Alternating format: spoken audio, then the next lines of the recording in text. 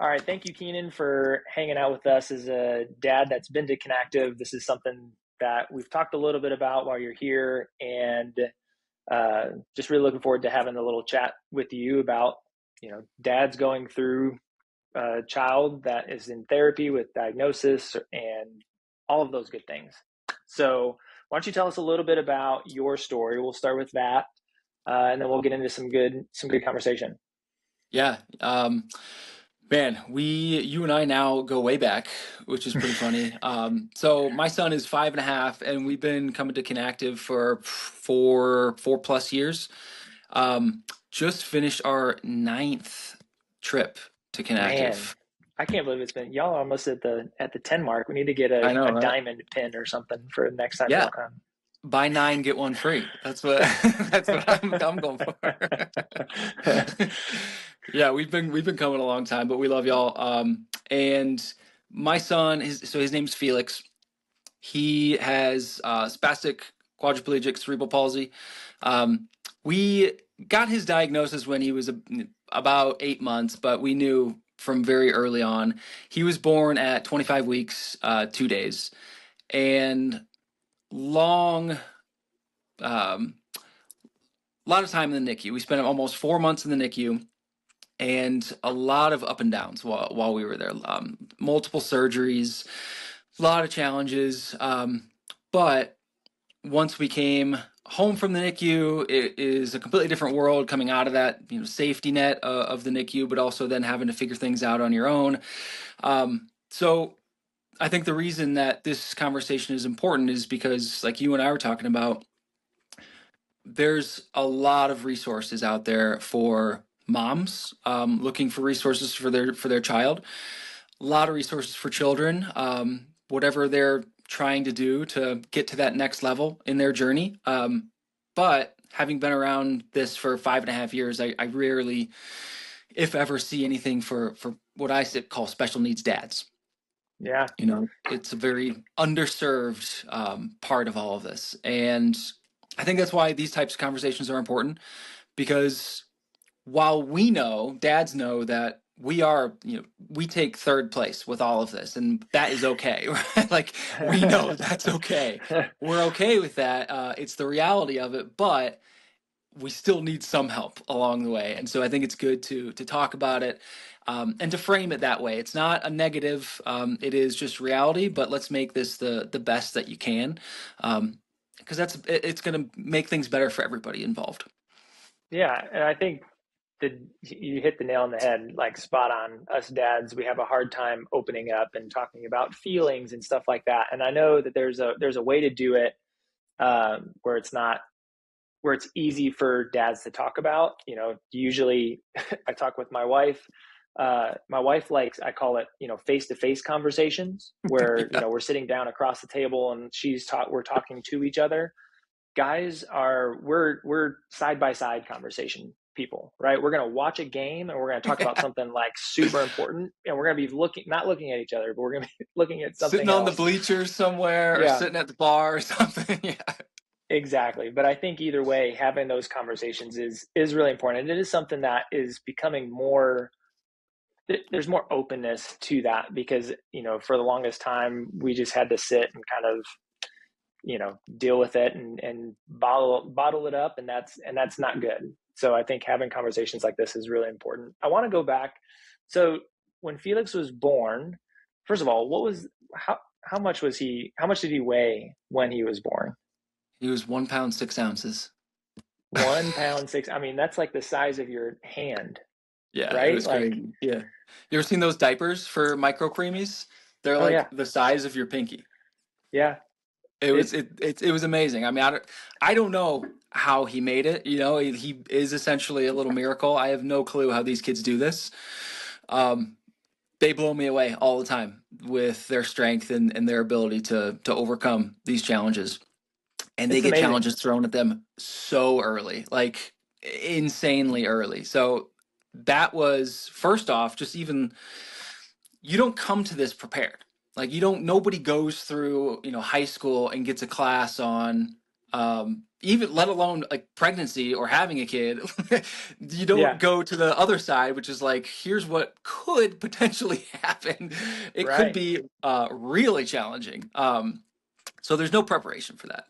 Uh, so you don't really know what to do. It is just probably like any traumatic event, like it just happens, and you try to figure it out on the fly. So yeah, he was born October 8th, 2020, which, that also in itself was a challenge during during Yeah. COVID. So Man. you couldn't even they didn't have so typically in the NICU you're able to interact with other families and at least make some connections and talk to people in the communal areas, and it's you make some friends or at least people you get familiar with, but yeah, you couldn't do any of that either during COVID. So it was really difficult to start off with, and all throughout that, just the first, I don't know, a few weeks, it's just surreal. You don't really know. You can't put any logic on it. You can't really like. There's no way to explain it. You're kind of just putting one foot in front of the other.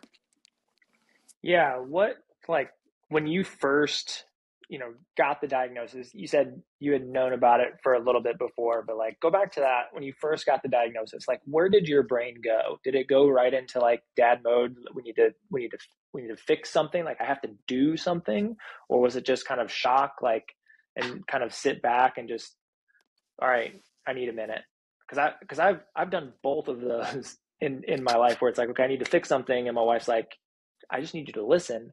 And then there's sometimes where I'm like, man, this is just overwhelming. I just need to step back and let me just gather my thoughts, process, and then come up with a plan going forward. Yeah, there was like, so his diagnosis was, and we knew it for so long that it was really all more so just getting confirmation, official, getting an official diagnosis. But for us, like that moment of like helplessness and um, your inability to fix something or do anything is within, I would say probably 3-4 weeks. The doctor comes in with a brain scan. And he's like, all right, well, we need to go over what we found on his brain scan. There's, these black dots here. There's this large black dot here. And what that could mean is this. And, he might not do this. And, he might do this. And like, there's nothing that can prepare you for that. They don't even really prepare you for that. They don't say like, hey, tomorrow we're going to get a brain scan and we're going to go over like all the things that we find and talk to you about your child's future.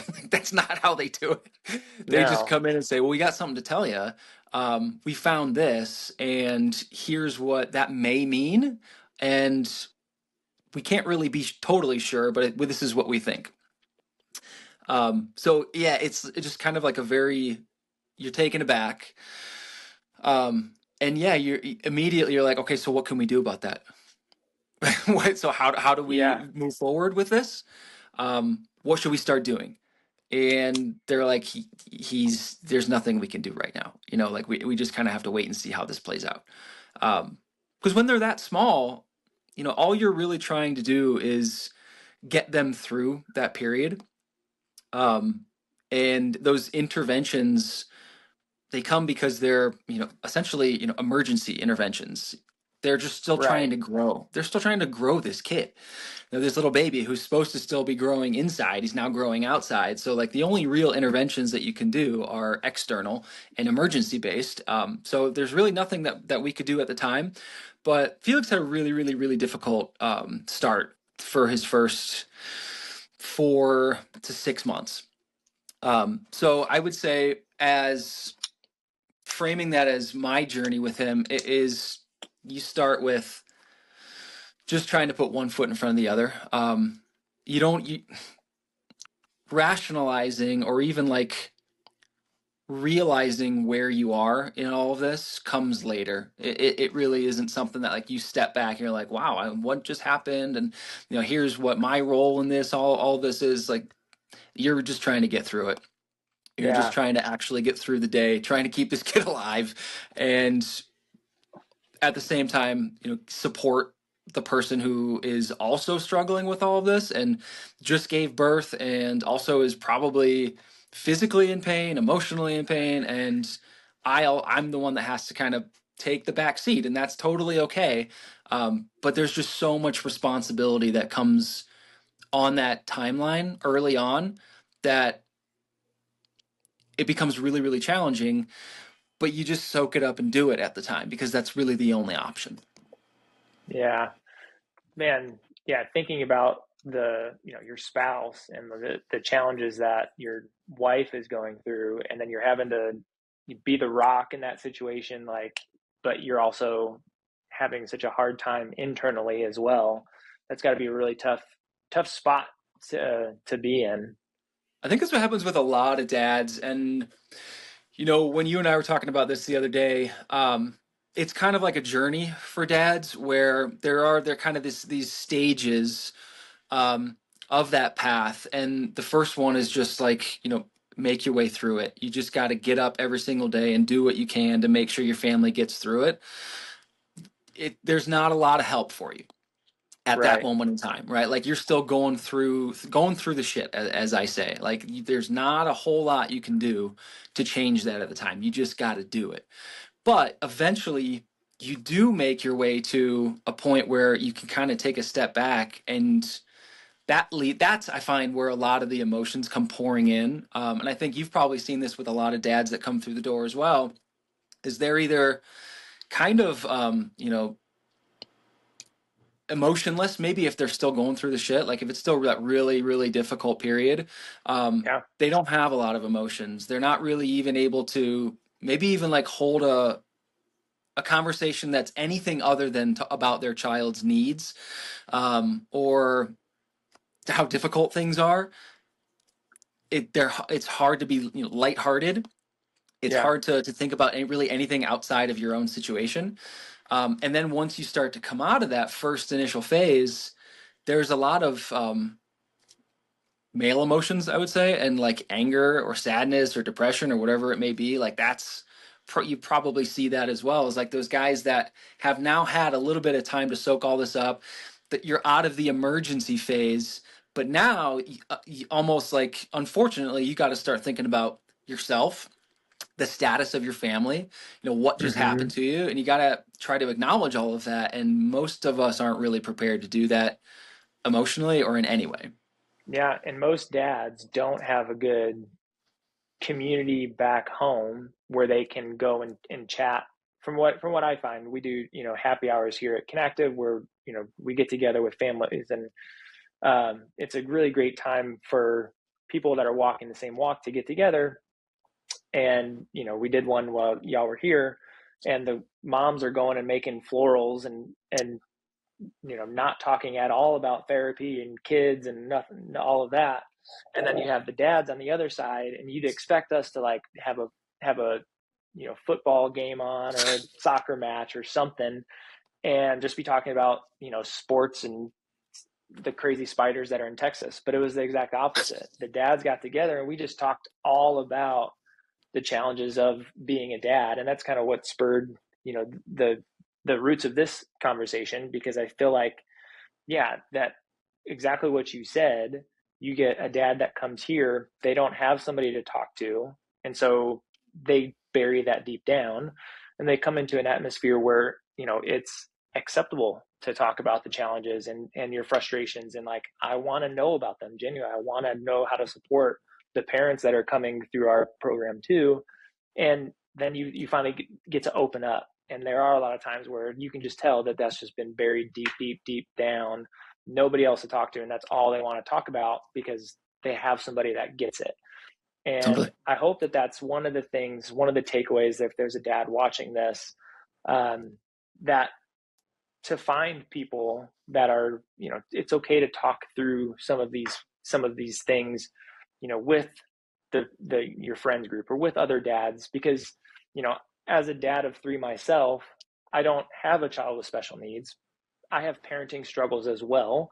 I'm not going to say that they're the same. I'm not going to say, like, we're all parent there are parenting challenges that I can relate to. I'm not going to understand it as well as you do. I have not been in your shoes, but I'd love to hear, tell me your story, tell me what you're struggling with. Like, my 4-year-old had surgery, and it was tonsils and adenoids. And I remember holding it together and trying to be so strong while she's in that room. And as soon as they wheeled her away, it was just like waterworks. Like there's gets to a point where like you can finally let go and relax. And that first feeling is going to be like whatever it is. It may be anger, it may be frustration, it may be whatever. All of those feelings are totally valid. But I I understand that there's something that happens when your child is going through a challenge that you want to fix, you want to do something about, and then you just can't. You're riding along with it, and that's where I think you step in. You and Melissa are fantastic parents. Like I remember thinking when Eliza was going through her surgery, I was thinking of y'all. Like, give me strength. I know Felix has gone through all of these things. Like it's nothing. And for me to go through it for the first time, it was really helpful to talk to you about how to deal with the conversations that I talked to my 4-year-old and calling it doctor sleep versus all of that. So I know that was a little bit long-winded for what you had talked about, but I think when you're on this journey, you've kind of talked through a couple of the different stages, and I think you just kind of pointed out like the grind, right? You're in it. You have this realization that it's not going away. It's not something that you're going to do. So now you're in like, okay, let's do what we're supposed to do, right? And that's therapy, or that's whatever it is, right? Tell me a little bit about that grind, that once you get past that, you start getting into action steps. Yeah, I think like a good way to do this is to kind of frame the path or the journey. And I don't know, maybe this may apply to every dad going through this. I don't really know, but from my experience and from my experience, discussing this with other dads at Connective, or my therapist who has 2 special needs kids, like that really helped me. By the way, what we can talk about that as well. But I think it's a good idea to kind of just frame this journey in terms of like stages that you go through, because I think it's helpful for any dad to kind of like step back and say like, okay, where am I with all of this? Like, what could be coming next, or what have I already gone through? What can I give myself credit for making it through? Because you still might be in a really, really difficult moment, but you should stop and give yourself some grace and some credit for making it to that point successfully. So yeah, that first like period of shock, trauma, just emergency. We're just trying to figure out what's going on, and there's really nothing you can do in that moment other than just kind of get through it and support everybody. And then it turns into survival mode. Like, you are just pushing through the really early phases of all of this, where you're supporting your wife or your partner, and you're just the whole goal of all of this is to get your kid better, right? They're at a point where they're struggling, and you just need to get them to move forward on their path. So that is when it turns into like a grind. Like, there is no part of this where until you're past the moment, or until you're at the stage where you can step back and collect your thoughts and take a breath and start to realize where you're at with all this as well. It really is a grind, and you just show up every day and you do what needs to be done. That does lead to a lot of things being maybe put on hold for yourself. Mm-hmm. That could be emotional things, where you just haven't let it out. That could be career things where you had to take a step back in order to help your family. It could be family things. Maybe you had to move to be closer to your own family and leave a life that you had before somewhere else. Like, there are so many parts of this that you do lose a bit of that identity in that phase, and that could be 6 months. It could be 2 years. You could feel at the end of that grind period, you could look up and you could say to yourself, where did the last 2 years of my life go? What this was not supposed to happen. I had this whole journey that I was planning on. I did not expect to be at this point, at this stage of my life. So that is a really difficult thing to come to grips with for a lot of guys, I think. We like to have control over situations. We like to feel like we're in control of our lives and our destiny and all that. And all of this stuff just gets thrown at you. And all of a sudden you wake up 2 years later, 3 years later, 6 months later, whatever it is, and you just have no idea what happened to you. I think that's a really, really difficult point for a lot of guys to be at. And I feel like you probably see some dads like that come in, and they're kind of lost. There's not like it doesn't feel like you have a really clear path for yourself. It doesn't feel like you can be as engaging as you want to be or as engaged as you want to be. You kind of lose a little bit of yourself, and that's when you can tell that a guy is struggling when they're in that phase, I think. Yeah. And they're kind of they're coming to that realization. There's a great, have you heard of the poem? I think it's called Welcome to Holland. I don't think so. It's a great, and I was scrolling over the weekend and it actually came across, and I had heard it before, and it talks about the light, like coming to the realization of having a child with special needs, and the way that it is I'll find out who it's by, and I can tag it in the notes, and I'll share it with you later on, with who actually wrote it. But the underlying is, you're planning this trip, and you're going to go to Switzerland, and you're planning everything about Switzerland. The street that you're going to walk to get to where you're going to stay, and there's hikes that are in Switzerland that you're really looking forward to, and you're planning this trip, and it's coming in the summer, and so you're getting everything ready. You have the clothes picked out, they're all packed up, they're ready to go. You board the plane, and you start going, and the plane touches down and it lands, and it says welcome to Holland. And you go, wait a minute, I was planning for Switzerland. I've had everything planned in my head about where we're going to go hiking and what we're going to do, and like what life was going to look like when we went to Switzerland. And not that there's nothing wrong with Holland. Holland is a beautiful place, but it's not what you were expecting. And so you have to deal with that very fast. Like, okay, let me look up what things are to do in Holland. Let me look up where restaurants are to go eat, or what clothes I need to wear in Holland versus what I was planning for on Switzerland. And kind of just having that, like, it sounds like what you were just talking through, like, man, I was planning on this, and then all of a sudden you get a different location of where you're going, or a different life that you were, envisioning going forward. And then you have to, as a dad, you have to make some moves very fast. And like for me, I'm a processor. It takes me I need at least one night before I make any kind of big decision. And like my wife is very, very different. Like she will pull a trigger very fast. And I think you need a little bit of both of that. But yeah, you get hit with that, you're like, what do I do now? And that's where, like, I think another thing that you touched on a little bit ago was the medical team, right? And how great they were at saving Felix's life, right? That they're the reason why he's here right now. And without a doubt. But the lack of the resources that they give you once you're out, you kind of have to go and advocate, and you have to do things on your own. And that's where that grind comes in, right? You're in that grind. You're like, man, we're doing all of the right things. We're doing the therapy all the time. And I've seen you kind of get through this point, and maybe it was a year ago or a year and a half ago. I don't remember exactly when it was, but you kind of hit that wall, and I could just tell like something was different. And you were like, God, just do it. And I remember like Emily, my business partner, in PT, being like, Keenan's doing his huffing and puffing thing again. And I'm like, well, there's probably a lot going on, internally, where you're getting through that.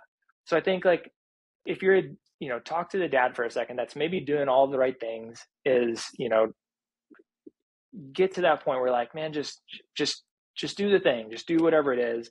And then I've seen you come out the other side now. So like, how did you reframe, or how did you and Melissa, work together to get past that stage of like, man, this is just, I've hit the wall, I can't really do. And then now you've come through on the other side. And I think if there's anybody that's out there this is going to be such a valuable piece of information, because I'm sure everybody at some point when they come into, Connective, they're on all these different stages. This is probably the hardest that I see people, getting to, and then just how do we help them get to the other side? Yeah, it becomes an acceptance of your situation, number one. Number two, an acceptance of your child's timeline. What we're doing is driving thousands of miles, spending money on therapies, taking him to. I had at one point 7 appointments a week to take Felix to, for whether it's therapies or doctor's appointments, or different people that that were in our medical journey at that point.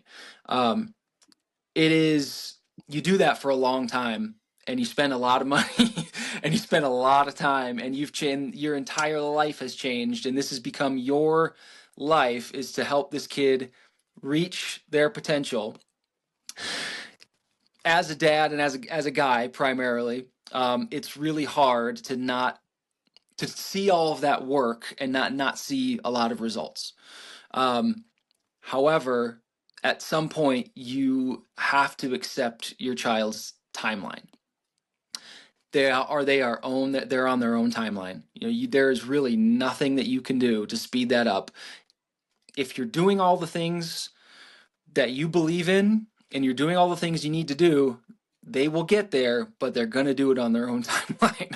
So it takes a long time to be okay with that. And so when I would be in sessions with Emily, and my son is driving me crazy, because this is our 6th camp, and we've the amount of times that we've been there, and the amount of therapies we've done, and the amount of time we've put into this, and he's still struggling with things that he struggled with this entire time. It becomes frustrating, and that is a totally natural feeling. I'm sure, just as a dad of neurotypical kids, like you believe in them, you know that they can do it. Just do it. Come on, we've spent so much time on it. And it's frustrating to not be able to do it for them, but you have to be okay with them struggling. And I think that the added factor of that with a kid with special needs is that you have to be okay with their timeline. They're going to struggle with these things, and it might be for a long time. So eventually, yeah, I think I got to a point of acceptance with that. And Felix brings me a lot of joy. And I think that once I was able to get out of my, maybe it was a negative mindset, or maybe it was before I had a chance to really work on myself, it was an added stress factor that made me really, it made things even more difficult for me. I knew that I was struggling. I knew that I wasn't doing exactly what I wanted to do, and I had to, put myself on the back burner, and all of that. And that's okay, but it doesn't make you feel great. And then on top of that, you're spending all this time and money and everything to try to help your kid, and it's not doing what you want it to do. It can be an extremely frustrating moment on this journey, and that can last for a while. But eventually, I was able to come to an acceptance that he is on his own time frame. He's on his own timeline. He's an amazing kid. He's awesome. Like he brings me so much joy, and I have to be okay with the amount of time that it's going to take him to do the things that he's going to do. So he brings me a lot of joy too. I love that little boy. Joy. Yeah, he's pretty awesome. I think you talked about it, like, as I had my 6-year-old had softball games this weekend. And, it's something we practice a lot, just her like hitting the ball. And like, so I understand what you're saying of like, just do it. Being on the other side from putting that's my parent hat, right? And I can take that off and now put on my clinical hat. I see that it's very different. So, when I'm working with one of my kids that's, neurotypical, the challenges that they face aren't the same type of challenges, but I could see where if I didn't have the clinical hat on, it would look very similar. And what I would say, if that's, if you're new in this stage, something we talk about at Connective is their own timeline, because it's not, we don't want we can't do things for them. They have to figure out how to do things on their own. And so we can give them the pieces and the tools and remove restrictions and strengthen certain things and do all that. We can have that repetition be 1,000 times. Well, guess what? Maybe neurologically they need 1,001. And so that's where, like, you're not, it's those repetitions, they're not counting. They're moving you towards whatever goal that you have. So it's interesting to hear, like, yeah, I mean, who am I to give advice on this part of it? But, like, don't get discouraged, because I feel like you're, even like the little steps that you're taking there, you're planting seeds that you don't know when will sprout, but you keep watering it. And so, you know, over time, don't water it 6 times and then, on the 7th time is when it needed. Like, keep pushing. So if you need encouragement, I hope that gives a little bit of encouragement. So if there's anybody out there that's listening to it. Yeah, absolutely. This stuff takes a long time, and eventually, I think we have to be okay. We get to a point where we become okay with that, knowing that this is a lifetime journey, and you're doing all that you can. As long as, what I always tell myself is that I want to look back and not have any regrets about how I handled the situation. Did I do everything to help this kid get to, reach his potential? And as long as you're doing that, I think that you can be okay with your path. There's a lot of difficulties that come along the way that you don't know how to handle, but that was one core principle that I always held with me, is like, I just want to be able to, once I get out of the NICU, I don't want to regret not, being present every single day and trying to ask every question that I can ask, try to help as much as I can. I don't, once he turns 1, I don't want to look back and say, well, those first 6 months, I probably could have done this a little bit better. I just want to be okay with the effort that I put forth. So it's a long path, but like we were saying, you get to a point of, whether it's the wall or frustration, and you realize that you kind of got to let go a little bit. But that does allow you to kind of feel a little bit better about your situation, is when you give up a little bit of that that daily control, and you can't really control the result of your child. That's a parent lesson too, I'm sure. Mm-hmm. And when it comes to special needs kids, you really can't, because you don't know what's going on in their brain, you don't know what's going on in their body, and you're doing all you can to try to help them. But at some point, you have to be okay with your ability to hand off the work and know that this is their life. But that does come with, I think, a little bit of freedom. And for me personally, I feel much better about my situation. It may be a period of 5 years. That could take 5 years. I mean, I think that's probably about how long it took for me to relinquish that feeling of, like, I got to get this done. I got to get him here. I got to get him there. We got to do this. We got to improve this. Like, to be okay with the fact that, like, he's a 5.5-year-old. He's doing great. I have to appreciate all the work that we've done. And if I'm going to be the best dad, partner, person in my career, whatever it is, if I'm going to be able to do all those things, I kind of have to step back a little bit and be okay with that. And that did bring me just a lot. It felt like a weight was almost lifted off my shoulders. And I started to be able to do things for myself again and feel a little bit more positive. And that does give the whole situation a better reframe. Like, I'm, to be a better dad, to be a better husband, all of those things.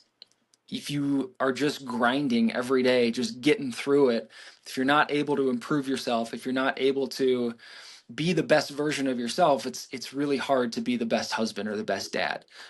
So it is finding that balance. And a big part of me being able to do that was seeing a therapist and getting to talk to somebody who's been in my shoes before.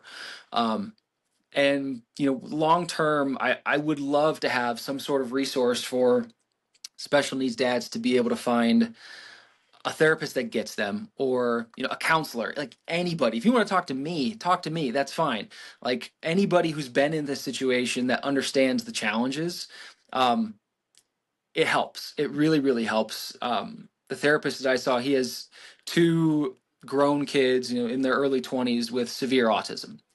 He's been through the challenges with all this stuff. So when he sees me struggling with a specific thing, or an emotion that I'm really challenged by, or if I just am angry one day, like there's no judgment. He knows that stuff happens. This stuff comes along the way. But being able to unload all of those things, um, we did all sorts of like cool little exercises and thought patterns and all this stuff that in therapy. But honestly, the best thing was just having somebody that you believe in, that understands you, that doesn't judge you, and you just have a talk with them and just unload all the stuff that you can't really tell your wife. You can't really tell other parents. You can't tell your parents because they just don't really understand. So I think that I would absolutely encourage any dad who's at that point where just like I'm struggling with all of this. Like this is really difficult. I don't feel like I'm in a good place. I don't feel like I can be the best dad or the best husband or whatever. Um, Try to find that person that you can talk to, and make your way through it. It may take time. Um, it probably took like 6 to 8 months of discussing this stuff weekly, for me to kind of come out that other end. But once you do, you just feel so much more present and so much more light, because you're carrying around all of this stuff for this little child who needs you to carry it around for them, and for your partner who's got their own really difficult journey. But moms are so involved, and it's a different path. So for you to unload yourself and be a better version of yourself leads to you being a better dad and a better husband, and a better family situation. Man, that's so well put. Um, what are some other things that you did kind of for yourself in this time? Like you talked about, having you have to have some kind of release, like in talking to somebody is great. But like, what are some other things that you had done as well? Um, there are just, I think you need to find opportunities to be normal. There was, I remember early on, like even when I had just started seeing my counselor, like I didn't I didn't want to interact a lot with parents of typical kids, because it was like they don't get it. It's nobody knows what I'm going through. Like so you put all this on yourself that like it's really hard, but like you believe that um, nobody can truly understand, and you try to seek out those people at that time. But honestly, like the normal situations are so helpful. Like just going to family gatherings, interacting with everybody, trying to put yourself in like a new, like challenging environment, like seeing that you can do it is really, really valuable. Because there's still that part of you that like you are a person on your own. You're not just your kid. You're not just your wife. This little threesome of, or foursome if you have multiple kids. Um, you're not just that person in that situation. You also are a person outside of that too. So for me, I'd like, go join a new soccer team. Right? Like I Mm. try to put myself in an uncomfortable situation and challenge myself and see, so I know that I still got it. Hmm. Before my son was born, that was no problem. But you go through these really, really difficult periods, and it's like you kind of been beaten down and you just don't know if you have it anymore. So you got to try. You got to just go do normal things that interest you, that are going to challenge you, and it kind of helps build that confidence back up. So like going on a camping trip with my brothers, right? Like being away from Felix for 3 days, which is like unheard of. After if you would have told me that when he was one, no way. But once he got to like 3 or 4 years old, like you can start to do these normal things. So it's kind of just like putting these things back together, and building yourself back up. Like I I framed it as, I felt like my house got burned down, and it was a complete disaster, and I had nowhere to go and I didn't know what to do. But then over time, I was able to build my house back up, but I was able to build it the way that I wanted it. And I also realized that that house that got built up in the first place, the one that I lived in for originally, I wasn't even responsible for decorating that house or deciding what was in that house. I lost it all, but then you realize later, like you want to be more intentional about what you're building. So this process can be a blessing in that way, because you do get to a point where you understand what's really important in this world, and I think that's really valuable for parents of special needs kids. Is you truly understand what's important when you go through this stuff. So to be intentional as you build yourself back up is, um, I think, super helpful, but it helps you be better on the other end too. Man, that is so. I love that. I think that's really great. The house. You never told me that one before. I don't Uh, think I've told you that one, no. oh no, that one's new. I was expecting you to go with start a podcast about Liverpool or something Do with that your too. brother. Yeah. Something. That's a great option as well. Start a dumb podcast with your brother and your cousin about, a sport that you like. Like, no, do something original out of the box to just to show yourself that you still got it. Yeah, And if that's even within work, take on a new project. If you're thinking about a career pivot or something, do it. Like, try something new, because um you've been through a really, really difficult path. And what is all this about if you're not gonna to have the rest of your life and do what's important to you? yeah. I really like that. I like there's a book that I read a long time ago. Is Personality Isn't Permanent, and it kind of goes along with along the same lines of you can take all of these personality tests and you can take all this different different things, and it's basically saying that like that's good, you can do that, but don't automatically accept that label if it's not something that you want. Like you can Personality isn't permanent. If you want to change pieces of your house, like you said, you can. It's going to take a little bit of time, it's going to take effort. Another great book is Atomic Habits, and like how to create habits that get you to from point A to point B.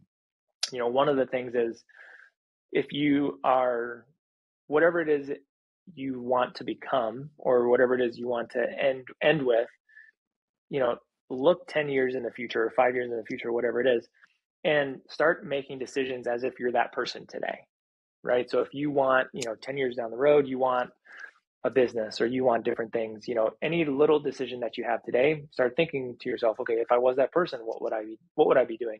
And then over time that starts to change and compound, and then you get to build your new house that is, kind of how you want. I think that is such a great analogy. I want to go real quick as we kind of let's start landing the plane, but I like let's get a little bit of some action steps, right? So, what are I think going through kind of the different stages, and like what would be one thing that you would say to a dad that maybe just got a diagnosis, maybe is new on the journey? What would be a piece of advice that you would give him, early on, that he may not understand or realize yet, but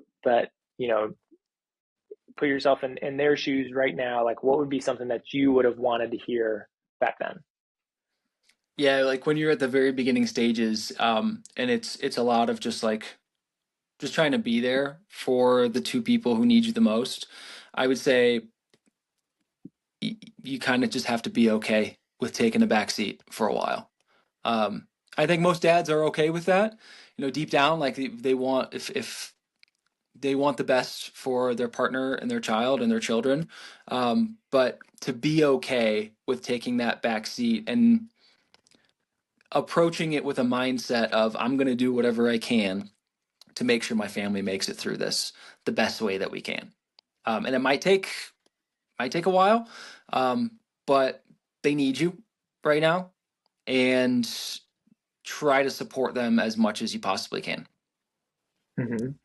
And what about the dad that has maybe been in it for a little bit? They're advocating for their own child right now. They haven't, they didn't get the resources, coming out of the hospital, and they've been at it maybe for a year, or they're grinding away, what would be something you tell that dad? Yeah, don't be afraid to try new things, or to even just rip up the script and go at it from a completely different direction. There are an overwhelming amount of things out there, but that's a difficult thing, but it's also a beautiful thing, because I know people that went through this process 20, 25 years ago, and they did not have a fraction of the resources that we do now. Medical technologies, therapies, everything has advanced so rapidly in the last 10, 15, 20 years that there are so many amazing things out there. Don't just go through the path of the normal medical journey, where they send you out of the hospital with very few resources. They tell you to go see this doctor, or find your own doctor that doesn't understand a diagnosis, isn't an expert in that diagnosis. Do your research, find the people that you want on your team. The whole goal of that first period of like you're doing everything, and it's really difficult. When you come out of that, and you're in the grind, there are so many things out there that can help your kid and can help your family.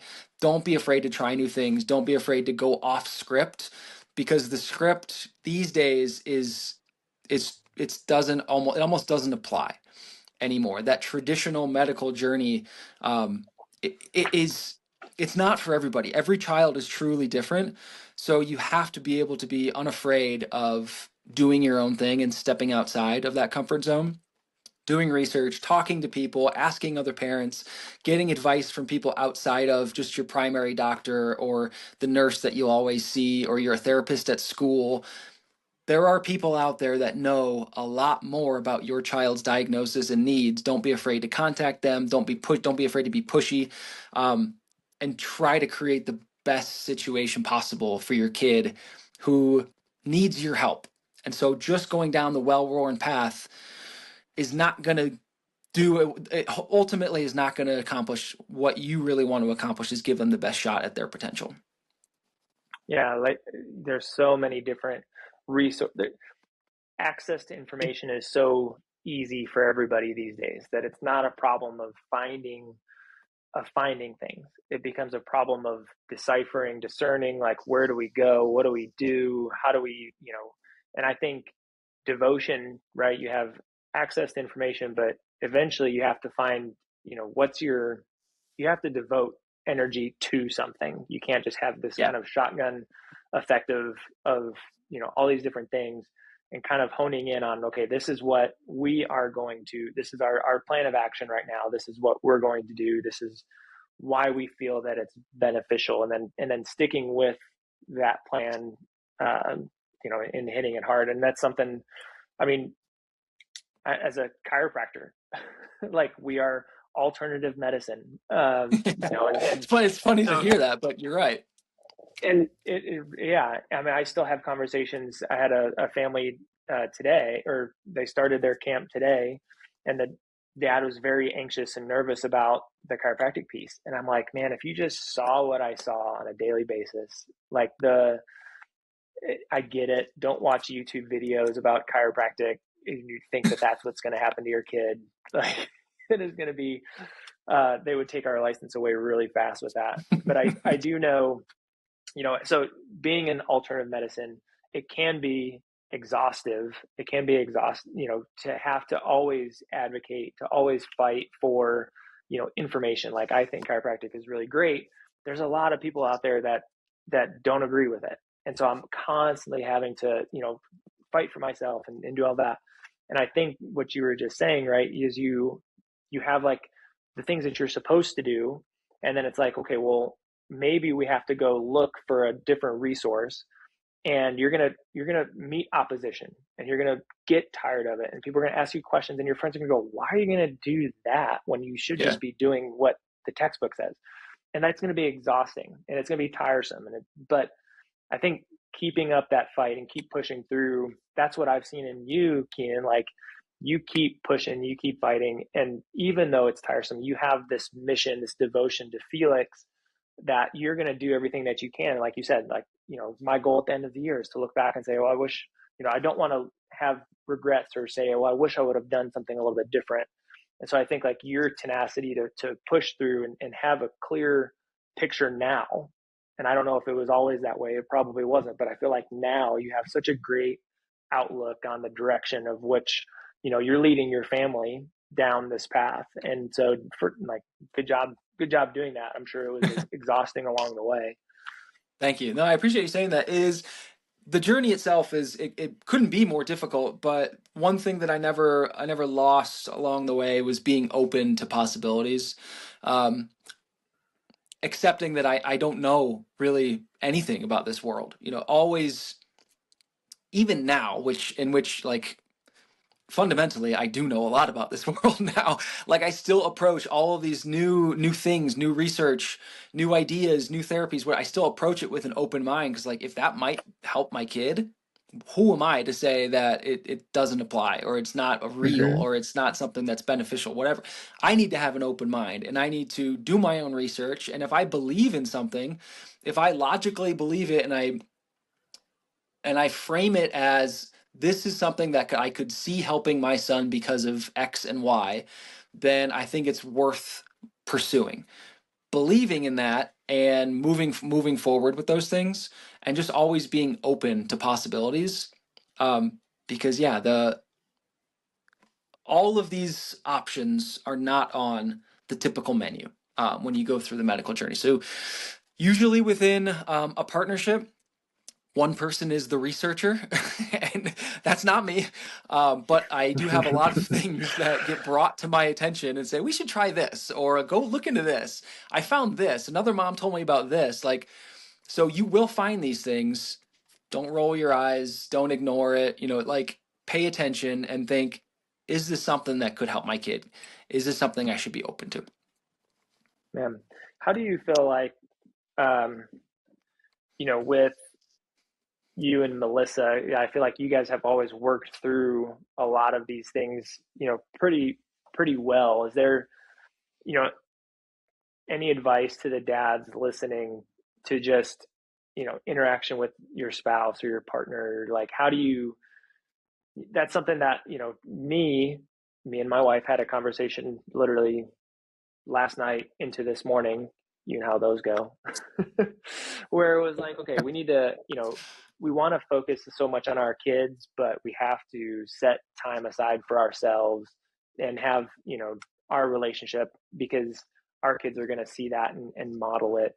And so what would you, any advice or any things to say on, your relationship with your spouse or your partner, and how to navigate, this? Yeah, I mean, like just I think when you get to the point as a man through this, um, and you get to that point where you may be struggling, um, not being honest about it is really not going to help. You can ignore it, which probably a lot of people do. Try to move past it, which is not going anywhere. But being honest about the fact that um, you're struggling, being able to label, why you're struggling or how you're struggling or the symptoms of that struggle and within your relationship.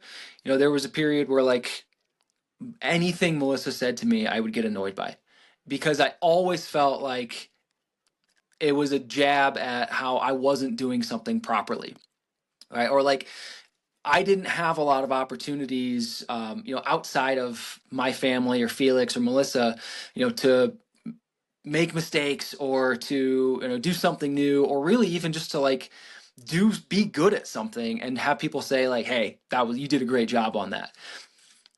You're not going to get a whole lot of that on this journey. You're not going to get a whole lot of pats on the back or people saying like, you know what, like you're really admirable, or you did a great job getting your kid to bed without crying last night, or making it through that surgery last week or whatever. Nobody's going to be there to give you your props. And for your career, for if like anything that a guy does, he wants to hear that he's doing a good job, and he wants to hear that people approve of that. But you're not going to get a whole lot of that. So accepting that, but also being honest about the result of that within a marriage. Like So being okay with saying I'm not okay, like I'm Hmm. struggling with this, and then being open to getting help on it too, is just massive. Like if I wouldn't have been open with that, if I would have said like, no, I'm just going to push through, or it's really not that bad. I'm sure next month I'll feel better.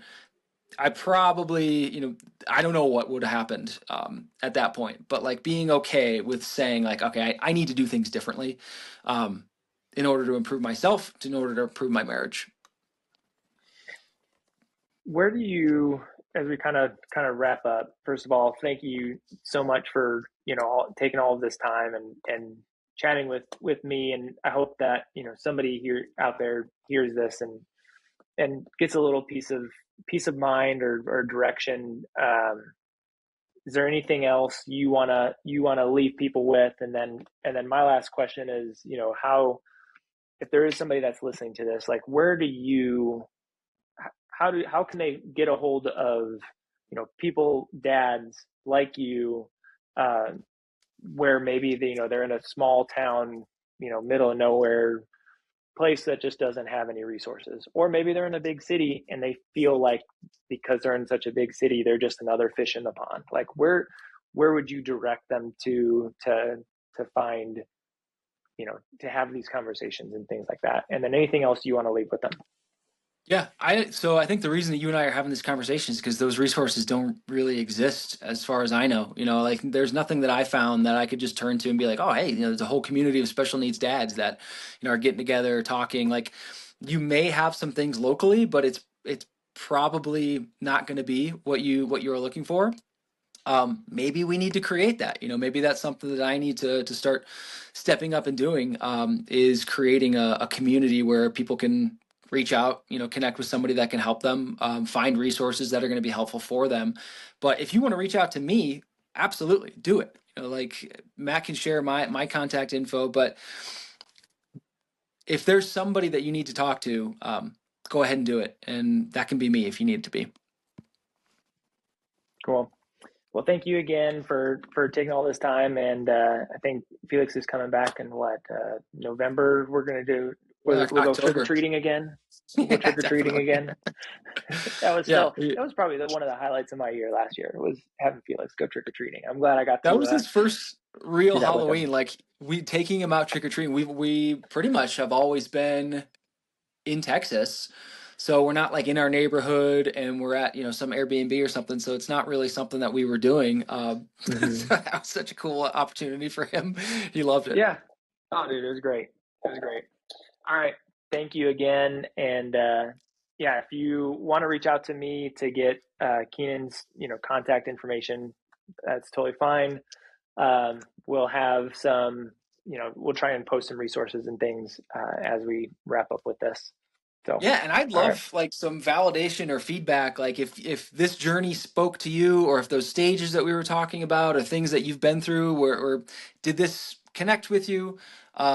Should I pursue building, some sort of community where we can, share resources or connect? Like, if that speaks to you at all, I would love to know that and feel as though I think this is something that's worth moving towards, and helping people with. But until you get feedback on that, it's hard to know. Yeah. You might have to get a little bit more active on social media. Yes. Yeah, my favorite thing. But Yep. hey, you know what? Like I said, if I'm not open to new things, like I just said that There you 15 go. minutes ago, so There you go. I That's a can't new really room in take your that house. off. It's a new room in your house you're building. Yeah, yeah, exactly. I'm on camera. This is recorded. You can go back Yep. and tell me in 6 months that I said that was okay. We can edit that out if it's not working. All right. Thank you. Thank you, dude. Yeah, absolutely. Thanks for having me.